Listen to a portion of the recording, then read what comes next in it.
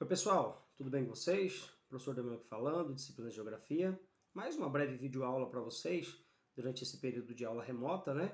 Estamos aí discutindo o nosso plano de estudo tutorado, volume 3, e esta videoaula ela tem o objetivo de também discutir a terceira semana, ou seja, o terceiro tema, a terceira proposta de discussão trazida pelo nosso PET de Geografia, que é justamente a discussão acerca da concentração fundiária. Lembrando que durante este plano de estudo tutorado volume 3 em Geografia para as turmas de terceiro ano, a discussão gira em torno do espaço agrário, da concentração fundiária, de movimentos sociais. Então é algo muito importante para nós debatermos, é algo muito importante para nós discutirmos, e aqui não somente nós vamos fazer um breve apanhado, e realmente tem que ser breve mesmo, mas também iremos corrigir os exercícios e tirar as dúvidas de vocês, por mais que alguns de vocês já tenham a esta altura feita as atividades, mas é sempre bom nós termos no nosso caderno as questões corretas, para que nós possamos, enfim, irmos ali afinando essa questão do aprendizado, né, das descobertas, do conhecimento, entre outras tantas questões, tá certo?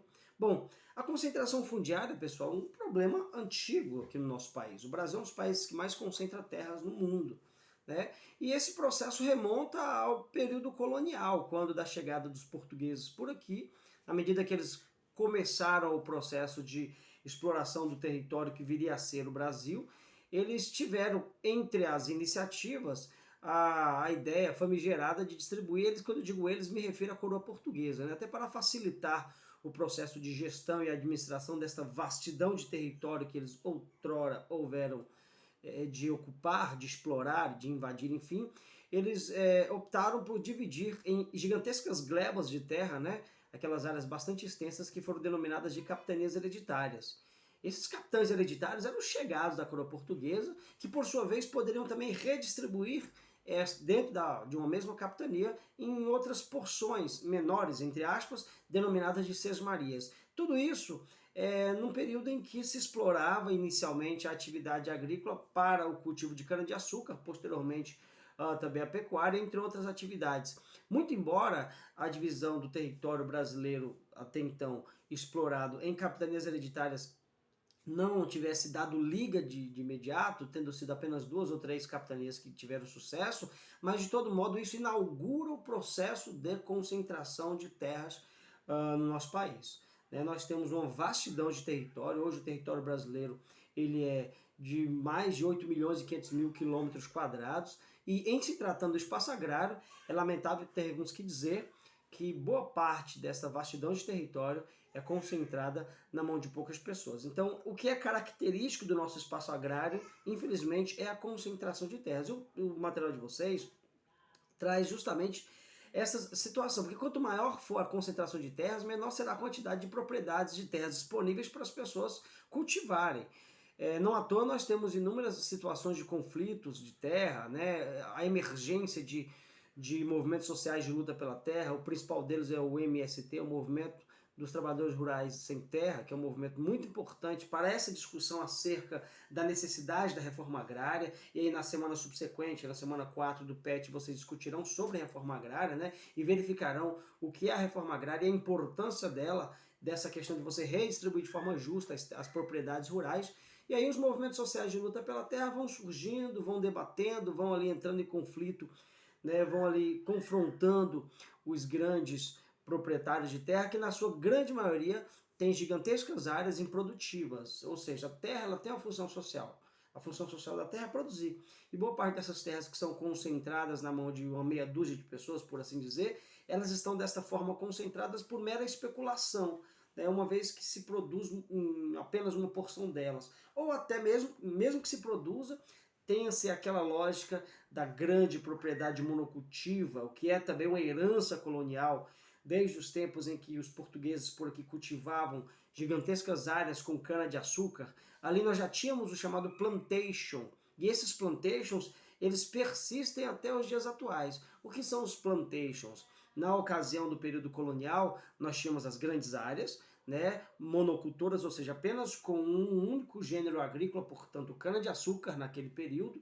Nós tínhamos o latifúndio, que é aquelas áreas gigantescas, né, geralmente de posse de pouquíssimas pessoas, e naquela ocasião a mão de obra utilizada, lamentavelmente, era mão de obra escrava, uma vez que os negros africanos passaram a ser escravizados por aqui, assim como também alguns grupos de indígenas. Passaram-se os séculos e hoje a lógica não é tão diferente, uma vez que também aquela cana-de-açúcar toda, o objetivo era exportá-la, ou seja, devolver toda aquela produção para a Europa, particularmente para a coroa portuguesa.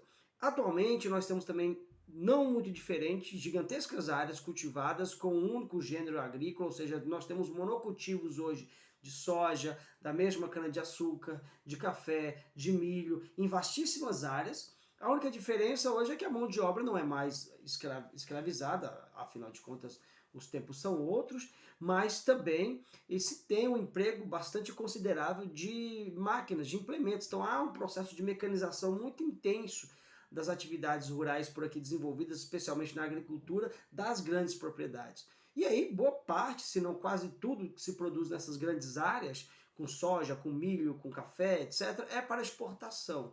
Então a ideia do plantation é você produzir para o mercado externo. E aí por isso mesmo que a gente sempre escuta dizer, e é verdade, que a grande lavoura ela não produz aquilo que de fato nós precisamos para o consumo.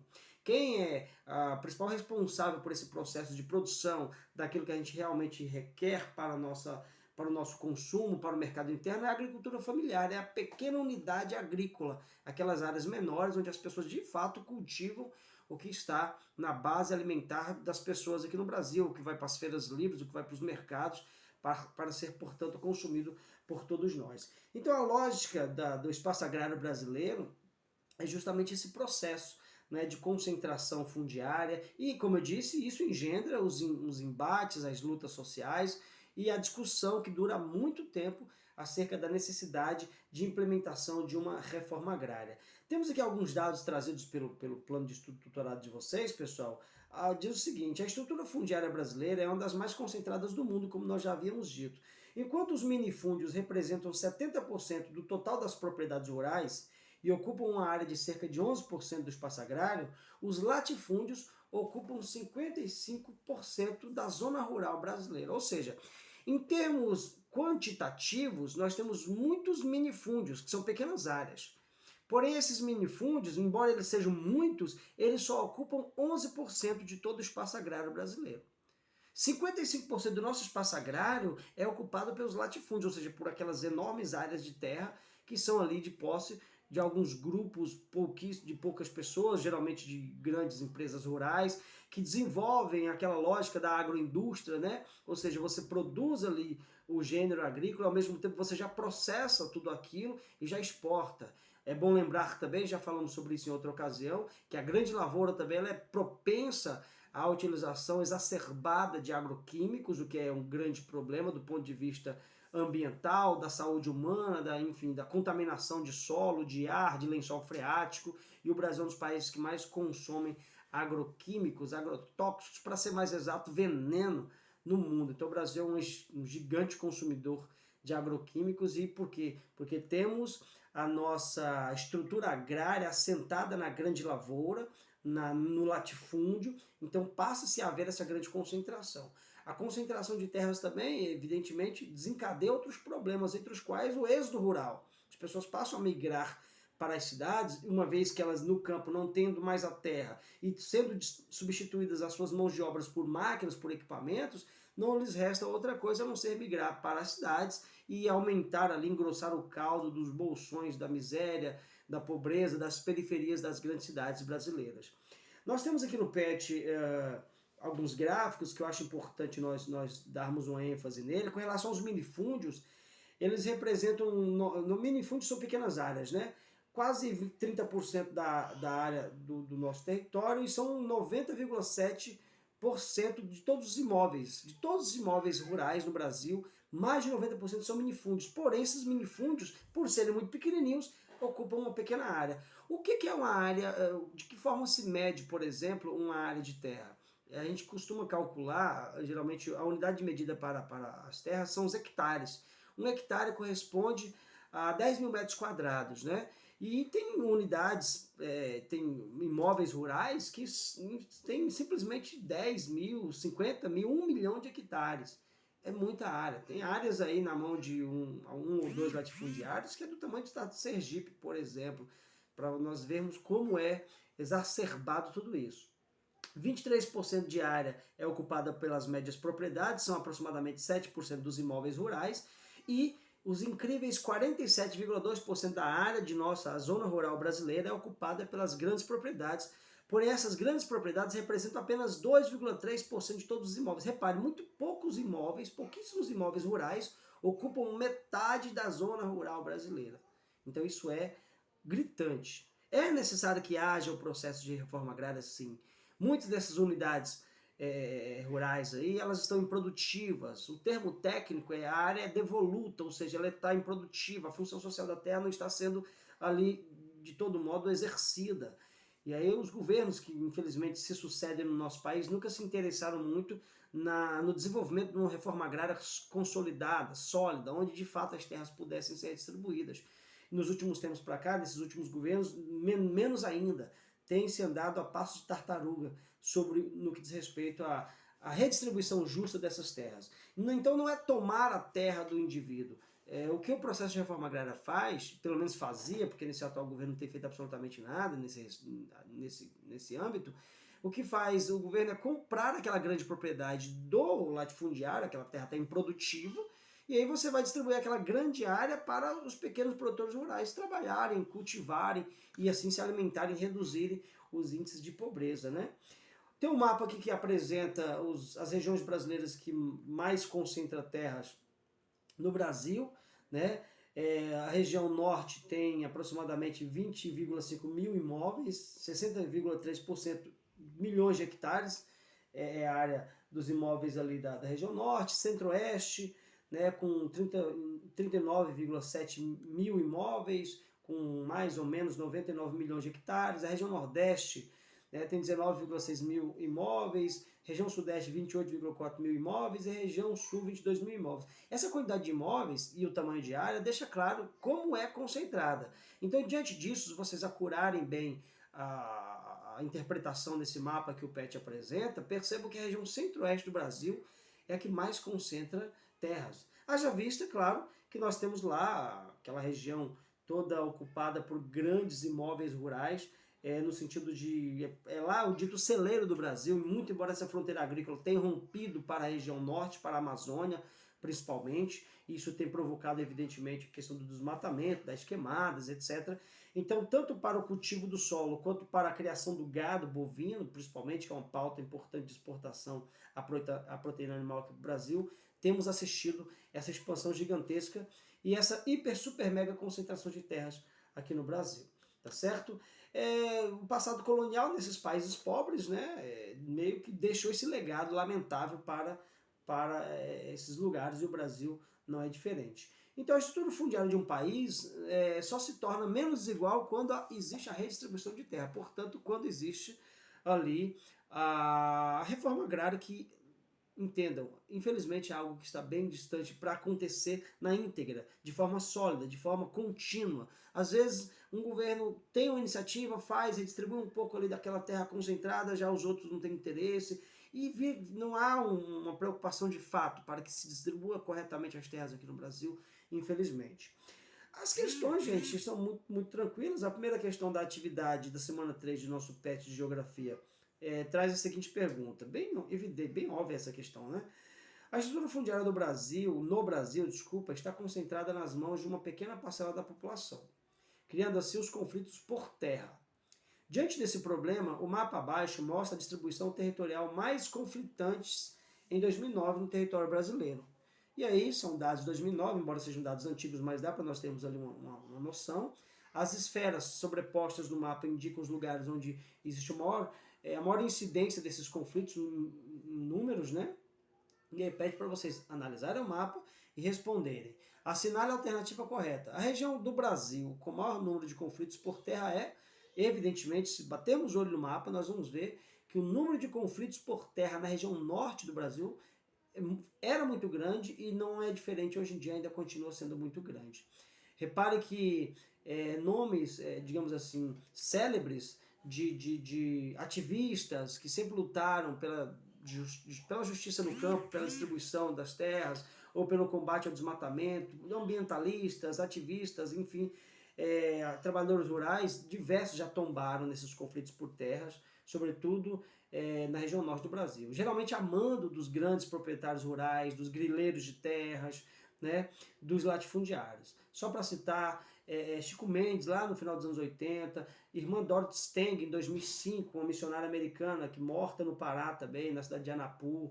Vários integrantes do movimento dos trabalhadores rurais sem terra, do MST, tombaram na luta pela terra. Então os conflitos, infelizmente, no Brasil são bem sangrentos. E, de todo modo, embora o mapa mostre especificamente a região norte com maior quantidade, mas perceba que quase todos os estados, se não todos os estados brasileiros, têm ali alguma bolinha que represente conflitos de terra no nosso país, infelizmente. A segunda questão tem um gráfico e pede, a partir do gráfico, que vocês façam o seguinte. O gráfico representa a relação entre o tamanho e a totalidade dos imóveis rurais no Brasil. Que característica da estrutura fundiária brasileira está evidenciada no gráfico apresentado? Basta nós olharmos no gráfico, vamos perceber como os imóveis acima de 1.000 hectares, que já são considerados grandes imóveis, né, já são considerados latifúndios, como eles representam uma vastidão do nosso território. Os imóveis acima de 1.000 hectares ocupam 53% do nosso território. Aí vocês continuam interpretando. Os imóveis ditos médios, de 100 a 1.000 hectares, ocupam 30% do nosso território, 30,5%. Os imóveis relativamente pequenos, de 10 a 100 hectares, ocupam 15,2% do nosso território. E os chamados minifúndios, aquelas áreas bem menores, ocupam apenas 1,3% do nosso território. Embora, em termos numéricos de imóveis rurais, vocês viram, mais de 90% dos nossos imóveis são minifúndios. Mas esses minifúndios são só apenas 1,3% do nosso território, ou seja, são várias pequenas propriedades, né, que se somadas juntas não dá nem 2% do nosso território. E aí são poucas grandes unidades rurais, poucos grandes latifúndios, embora poucos, mas se somada a área de todos eles, dá mais da metade do território brasileiro. Então é isso, esse gráfico, vocês podem interpretar dessa forma, ele mostra quão gritante a situação da concentração de terras no Brasil. A questão 3, para nós assinalarmos verdadeiro ou falso, vejam bem. Sobre as definições das propriedades rurais brasileiras, escreva V para as proposições que considerar verdadeiras e F para as proposições que considerar falsas. Letra A. O minifúndio são pequenas propriedades rurais voltadas para a produção moderna de monocultura. Tudo bem, minifúndios são pequenas propriedades, mas elas não são voltadas para a produção moderna da monocultura. Né? Os minifúndios são voltados para a agricultura familiar, para a produção de policultura, de diversos gêneros ali, que vai realmente ir para o mercado interno e abastecer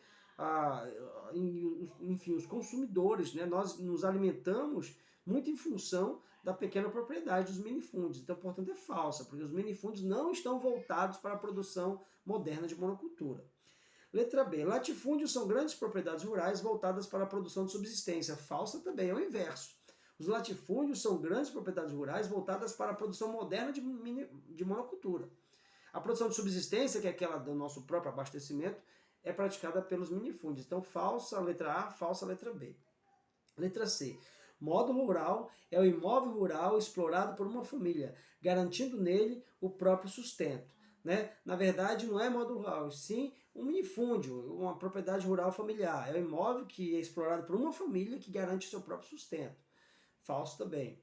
Empresa rural é uma propriedade rural utilizada para a exploração econômica racional do espaço agrário. Também falso.